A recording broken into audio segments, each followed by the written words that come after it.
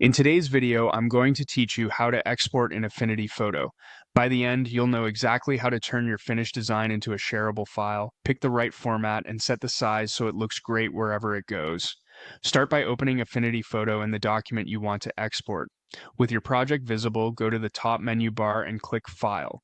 This is the same on both macOS and Windows, and it's the central place for creating, saving, and of course, exporting your work.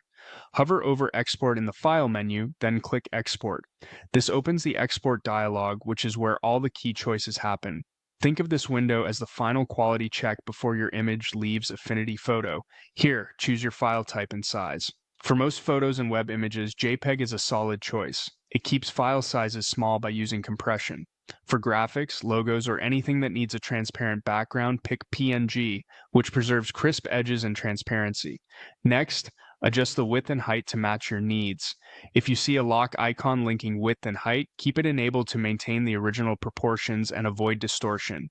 Scaling down is generally safe. Scaling up too much can cause softness.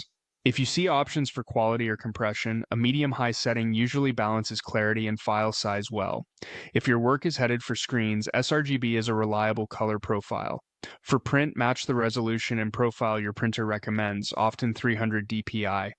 When everything looks right, click Export, choose a folder you'll remember, give the file a clear name, and click Save. Affinity Photo will render the file using the settings you selected. Take a quick look at the exported image and its destination to confirm the size and quality meet your expectations. That's it. File, export, pick the format, set the size, and save. Follow these steps and you'll consistently get exports that are sharp, correctly sized, and ready to share or print.